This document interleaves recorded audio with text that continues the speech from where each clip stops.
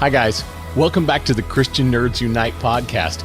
Today, we're going to talk all about filmmaking and storytelling, and we'll get to that right after this.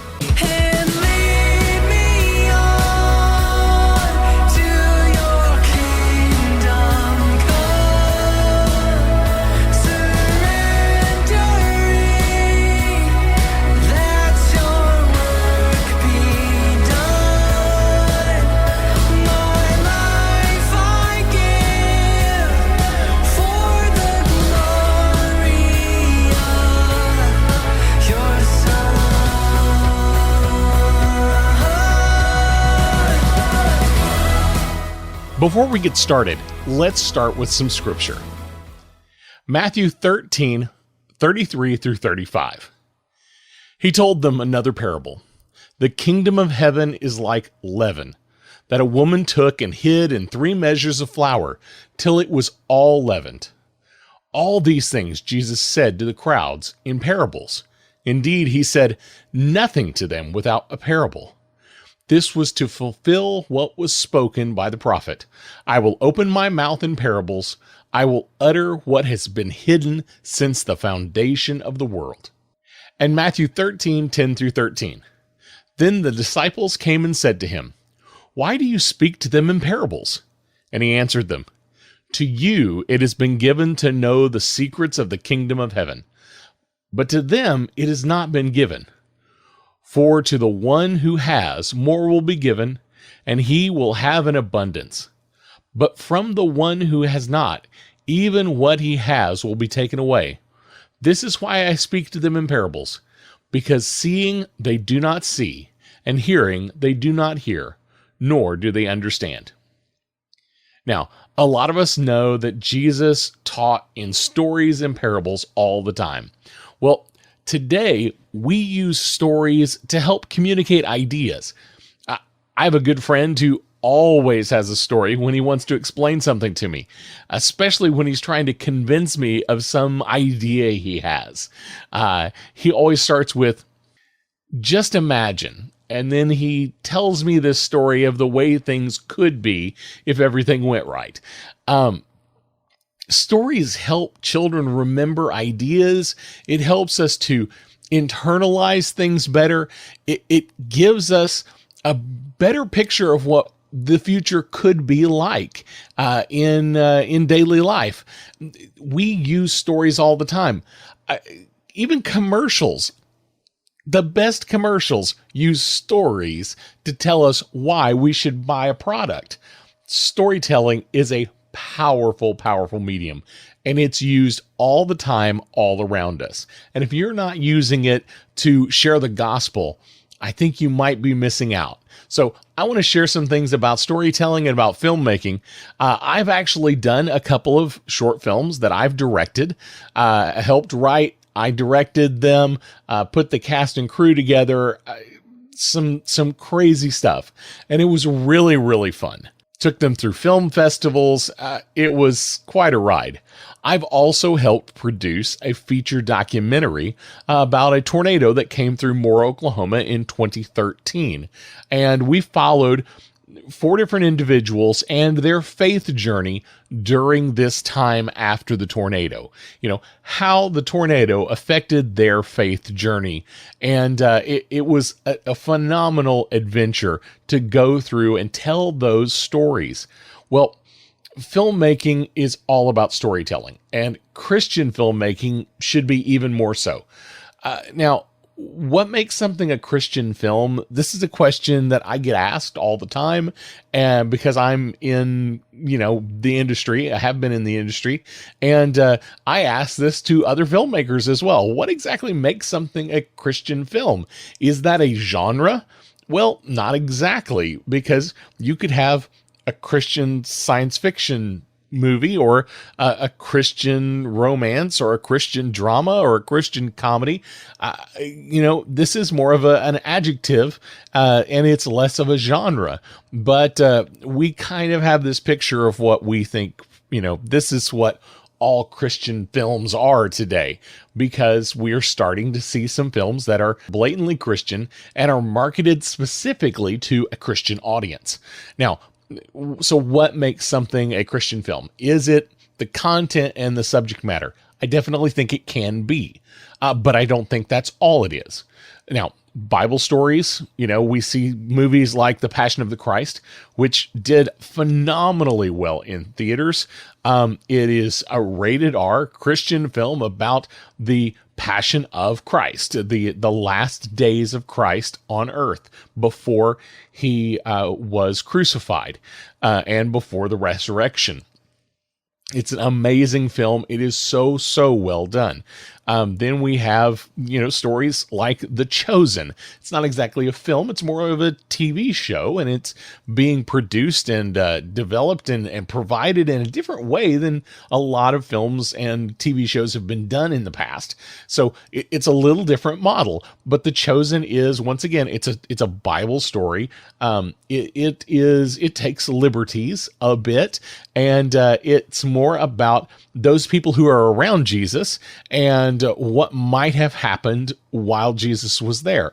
It's a fascinating look at the life of the people in Jesus' time. Rock solid show, super phenomenally well done as well. Then we have movies that are more theological or more based on Christian living. They're very upfront Christian themed. Things like God's Not Dead, which did very well in theaters. It has a direct gospel presentation. We actually see someone pray a sinner's prayer in these kind of movies. They are definitely aimed at the Christian market very directly. And at some time, they kind of try to be evangelical in some way most of the time. I don't know that they always succeed in being that exact fit. Then there are those Christian living kind of movies where it's like, here is a problem that a lot of Christians deal with, and we want to deal with it in a Christian way. So that would be movies like something like Fireproof, if you remember that film from several years ago.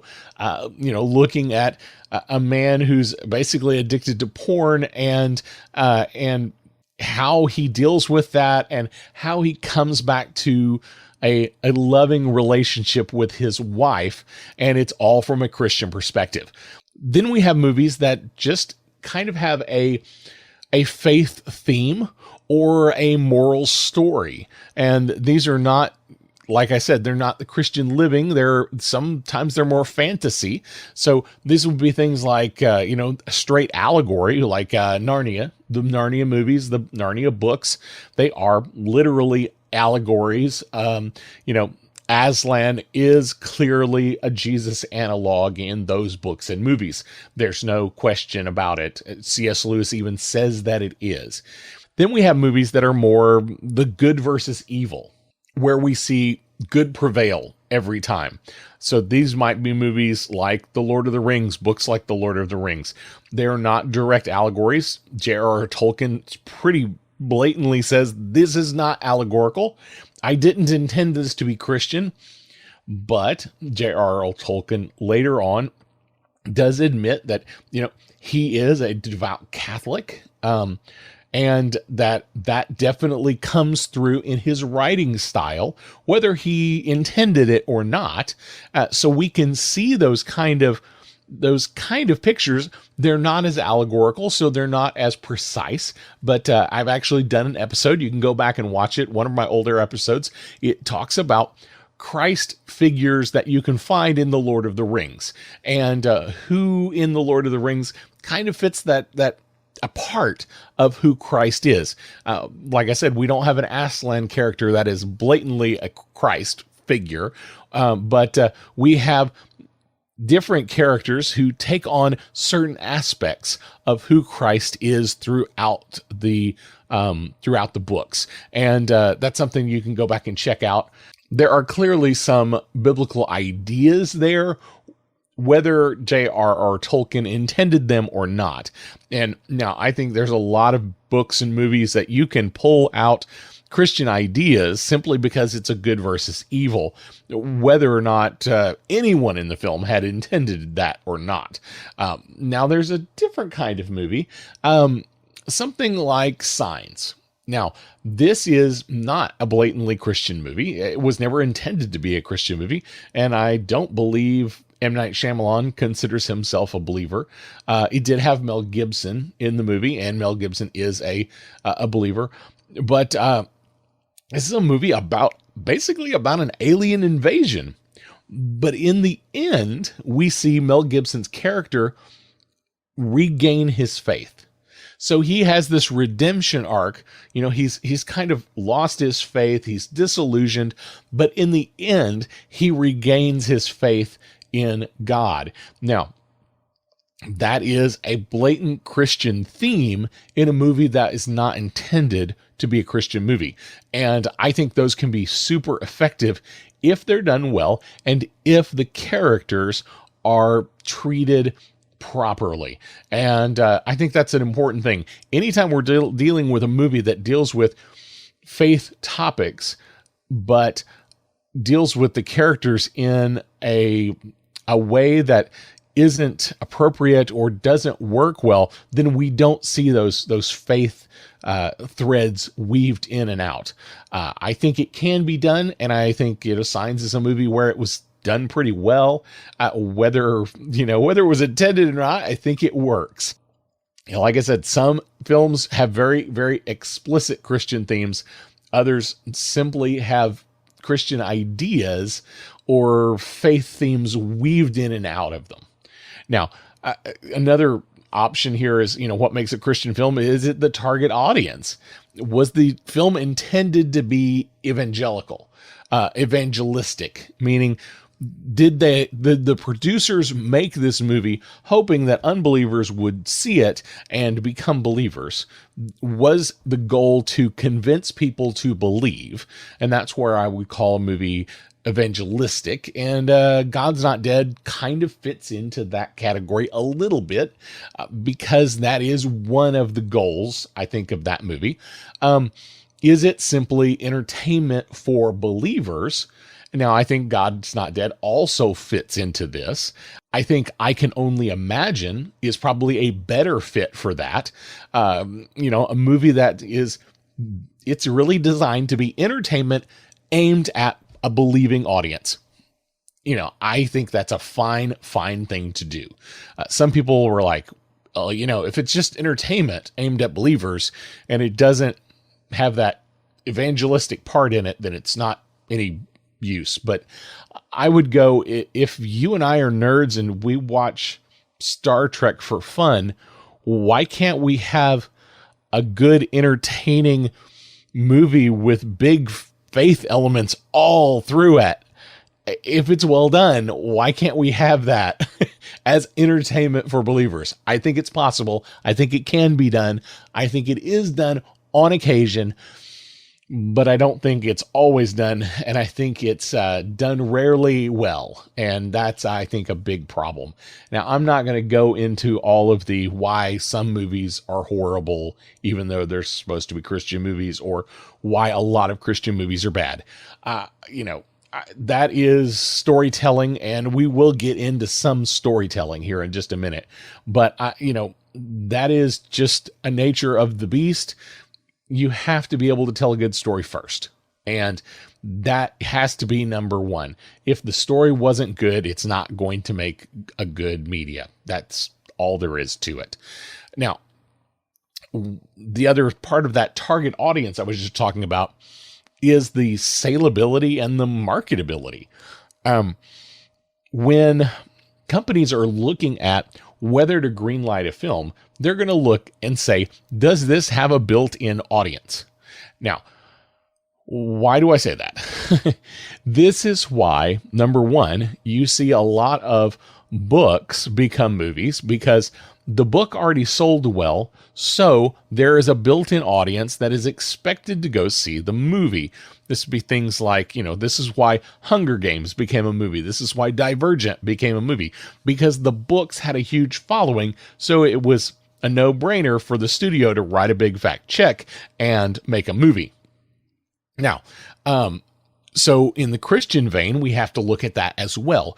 Who is the audience? Who is the group of Christians we can market to and provide this for and sell this media to. If there's not an audience for it, then it's probably not going to get greenlit unless it's somebody's just passion project and they are putting all the money into it. That does happen, and some of those movies are amazing. Some of them aren't. And but just know, salability and marketability, that is a huge part of why there weren't any Christian movies for a long, long time. Personally, I came from a church background. Now, my family was not like this, but I came from a church background where going to the movies it wasn't completely taboo, but it was kind of looked down upon. It was not recommended. My family didn't buy into that, but that was a part of the church background I had. And there were lots of churches like that. Because of that theory, that idea that church people didn't go to the movies, that meant movies for church people weren't getting made. If church people went to the movies on a regular basis, then there would be more movies made for church people because there would already be a market for it. Somebody in Hollywood would know they could make money, and they would greenlight lots and lots of films and write big fat checks. Now, that is starting to happen now, and we're starting to see a lot bigger budgets.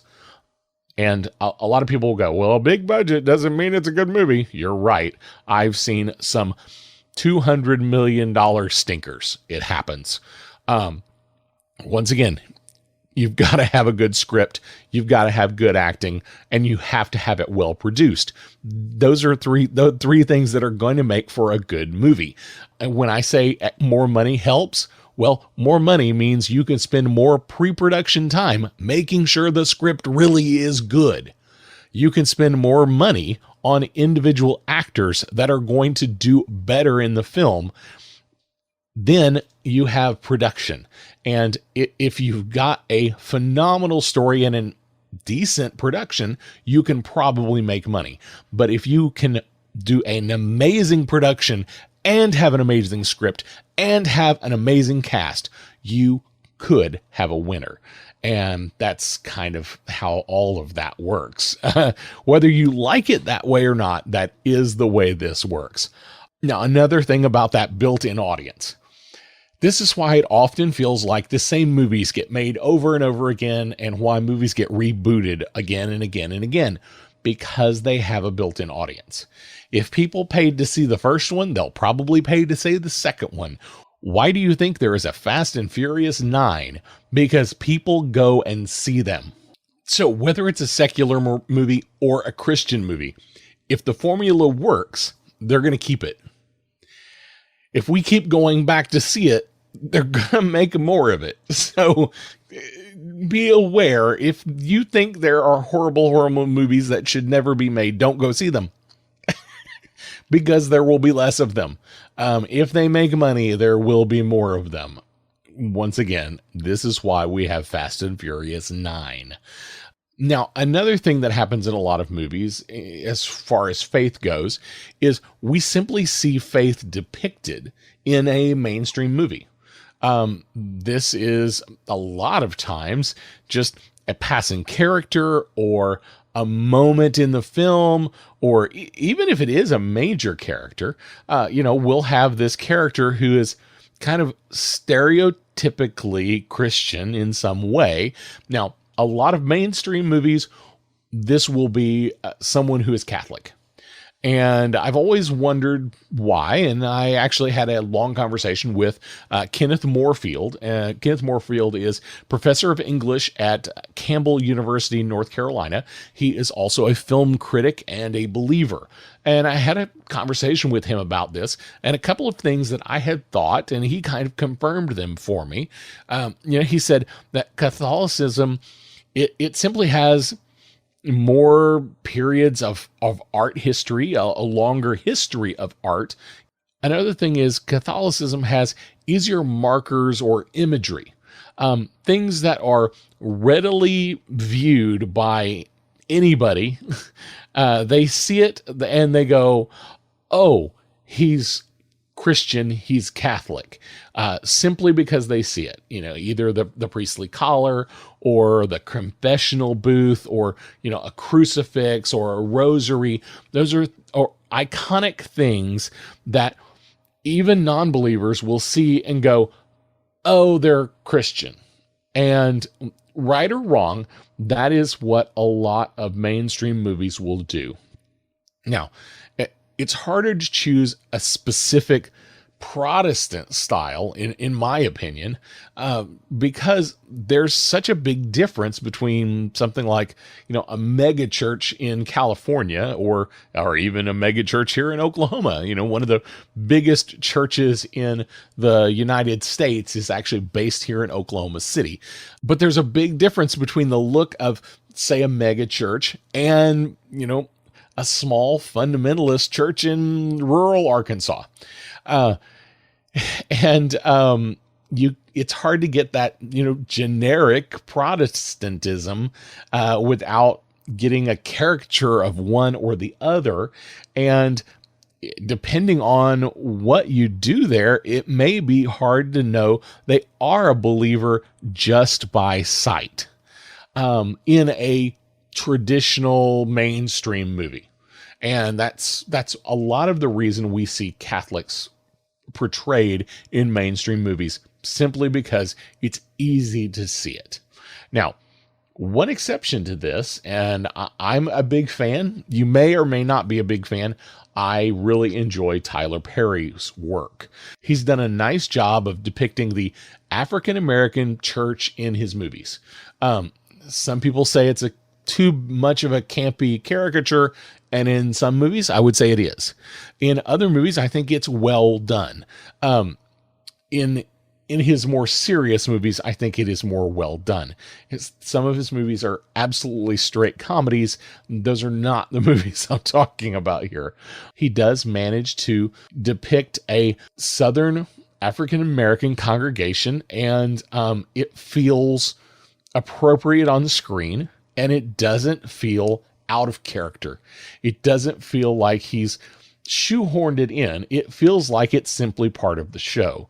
One of his big characters is Medea, and you probably are familiar with this character. And he says it's based on, his mother and his aunt, and it's 6'5", all of Tyler Perry shoved in a dress with a bunch of extra padding, and he had this to say.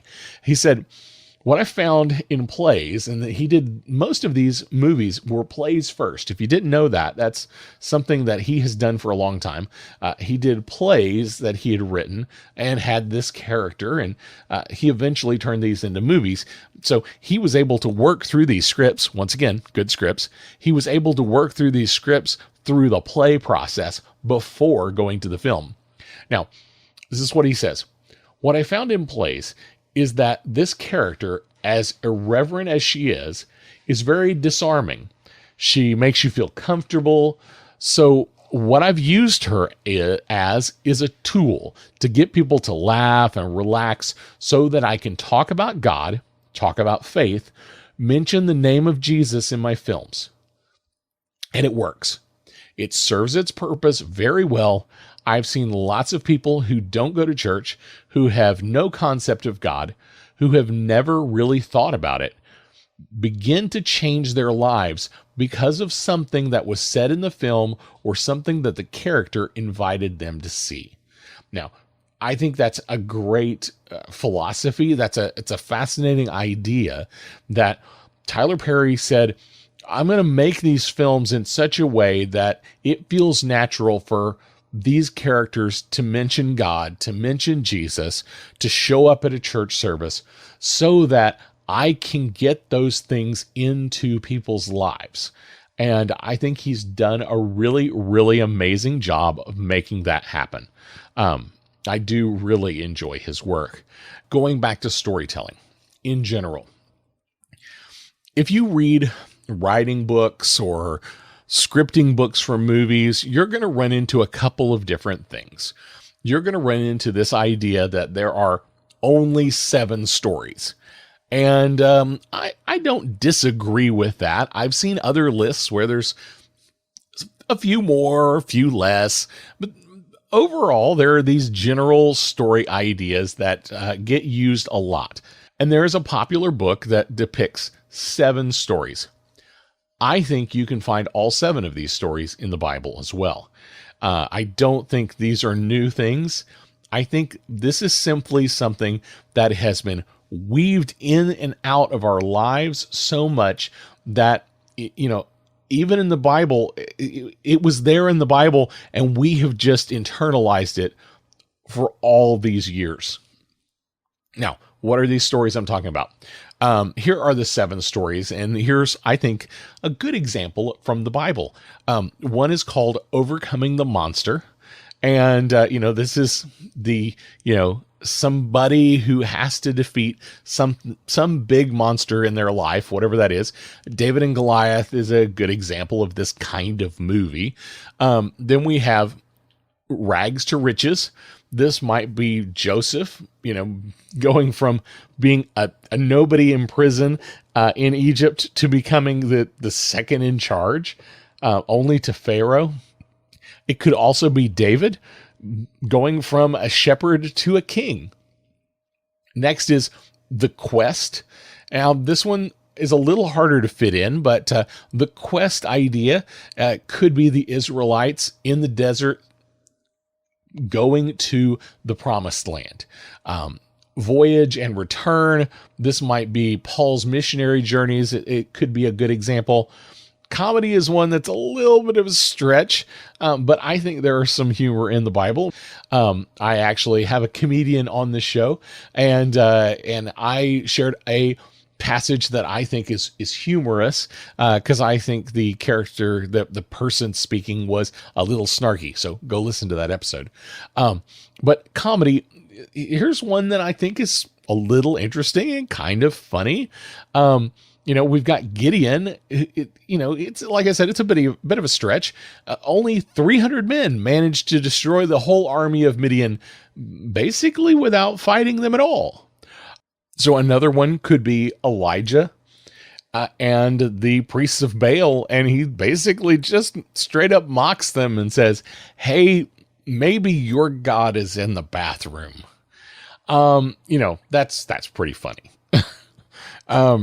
Now, that's not a full episode of, comedy, but it is a moment of humor. Then we have tragedy. Tragedy, there's tragedies all through the Bible. One could be the story of David's children. 2 sons, one kills the other for raping a sister. Horrible, horrible stories of what came about because of David's own sin. Then we have, Job could be a possible tragedy. Basically, the loss of everything, including his own health. Then we have rebirth, and that's the final of the 7. And rebirth it's obviously, this is a resurrection story. So we have the story of Jesus dying on a cross and returning triumphant, and going to return again. So, so all 7 of these, there's only 7 stories, are definitely in the Bible. Now, another thing about storytelling, and if you've ever read about storytelling or writing at all, you've probably heard about the story of the hero's journey. Now, the hero's journey is also very popular in nerd circles because George Lucas says that the original Star Wars A New Hope is definitely wrapped up in the hero's journey, and it's pretty easy to see all of the different steps along the circle of the hero's journey within the Star Wars A New Hope movie. And a lot of movies are driven by this idea of the hero's journey. So if you're not familiar with the hero's journey, I'll go through it really quick for you. And then I'll show you an example in the Bible that I think is a pretty good fit. First, you have the ordinary world. This is you've got just the guy. He's just the guy. He's just there. This would be, Luke Skywalker, and he's just a farm boy. Nothing special. Then we have the call to adventure.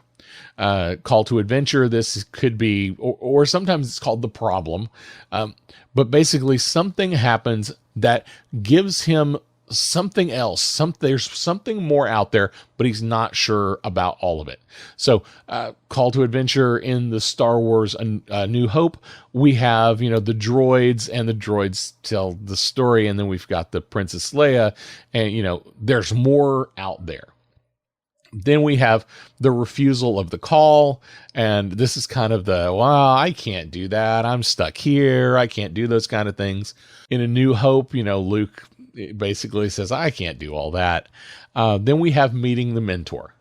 Meeting the mentor is a pivotal point in the hero's journey. And for Star Wars fans, this is going to be meeting Obi-Wan Kenobi. Then we have crossing the threshold.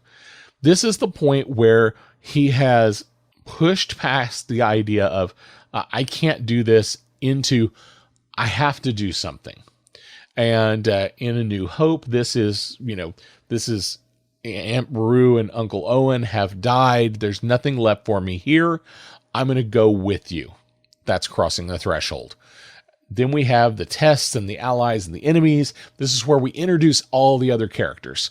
So in Star Wars, we meet Han Solo, we meet Chewbacca, we find out that the Empire is a thing and that they're bad, and, that they're after you, and, all those different things. This is the bulk of the movie. Then we've got the approach and ordeal. In A New Hope, this is kind of we have escaped the Death Star, we turned off the tractor beam and we made it. They arrive and, everything's good. This is in the hero's journey. This is called the reward. But then we have the road back, and this is kind of the climax. This is the last moment. And this is, this is the destroying the Death Star. This is the Star Wars trench run in an X-Wing. And then we have the return. And this is, where you've blown up the Death Star. We arrive at the end of the movie. We hand out all the medals, and we find out everybody is happy and good. So that's the hero's journey. Now, I said I've got a Bible story that I think fits really, really well. And it's Moses. So let me run through it really quick for you. We have the ordinary world. We've got Moses. He's just living his life. He is a Hebrew, but he's living as an Egyptian, but he's just living his Egyptian life. Then we have the call to adventure, or the problem. And this is where he sees his people being maltreated, and he kills an Egyptian. So his call to adventure, he's killed an Egyptian. He's made the first step to freeing his people. And he's already taken that first step. He refuses the call because he runs away, rather than right then and there taking a stand and trying to free his people. He runs away to the wilderness. This is where he meets his future father-in-law and gets married, all of those parts of the story. Then we have meeting the mentor. Now, this one's a little bit different because basically he's meeting God. This is the burning bush moment for Moses. This is how I see this story fitting into the hero's journey. So we've got the burning bush. We have God saying, I'm going to be with you. I'm going to help you along the way. Then we have crossing the threshold. Now, Moses is trying to convince God that you've got the wrong guy.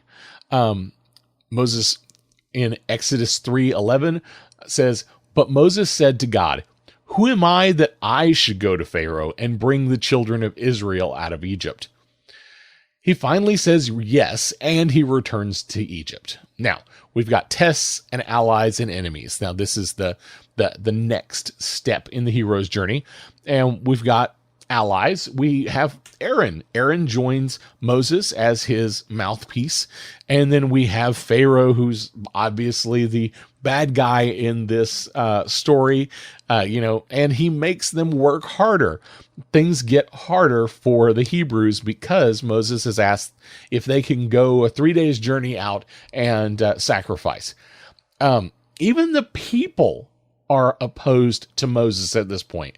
Exodus 6:6-9 says, "Say therefore to the people of Israel, I am the Lord, and I will bring you out from under the burdens of the Egyptians. I will deliver you from slavery to them, and I will redeem you with an outstretched arm and with great acts of judgment. I will take you to be my people, and I will be your God, and you shall know that I am the Lord your God, who has brought you out from under the burden of the Egyptians. I will bring you to the land that I swore to give to Abraham, to Isaac, and to Jacob. I will give it to you for a possession. I am the Lord." Moses spoke thus to the people of Israel, but they did not listen to Moses because of their broken spirit and harsh slavery. So even the people are kind of antagonistic against Moses at this point. Now, we have the approach and ordeal. Now, this is where the bulk of the story comes for Moses and the children of Israel. This is where we get into, we start seeing the plagues. We start seeing Pharaoh, saying yes, then no, and openly refusing to let the people go. This is all Exodus chapter 7 through chapter 12. Then we finally see the reward. The people are allowed to leave. But then we have this road back. That's the next part of the hero's journey. This is often a chase scene in most movies. And in this instance, we do have a chase scene. We have Pharaoh basically changes his mind after he's allowed the people to leave, and a chase ensues, and we have the obstacle of the Red Sea. And we have the Red Sea crossing, and then we have the final, what's called the return. And this is where we have the final freedom, where Moses and the children of Israel are on the other side of the Red Sea, and we see Pharaoh's army fail. But you and I know that story doesn't stop right there. But that is a complete hero's journey just in the story of Moses. Now, I hope you can see that there is great power in storytelling. The Bible is full of meaningful stories. And I believe every story in the Bible does one thing. I think every story in the Bible points directly to Jesus in some way. And I hope that you will use storytelling in your life to lead others to Christ. Well, that's all I have for us today. Don't forget to like, subscribe, follow, click, do all the button things down there, wherever they are. Just do all that. And you can find all of our social links, our online store, and links to our YouTube channel at ChristianNerdsUnite.com. And while you're there, check out our support tab. We'd love to have you as a Patreon. Before we go, I do want to leave you with this scripture. John 16:25. "I have said these things to you in figures of speech. The hour is coming when I will no longer speak to you in figures of speech, but will tell you plainly about the Father." In John 16:33, "I have said these things to you, that in me you may have peace. In the world you will have tribulation, but take heart, I have overcome the world." We'll see you next week. Blessings.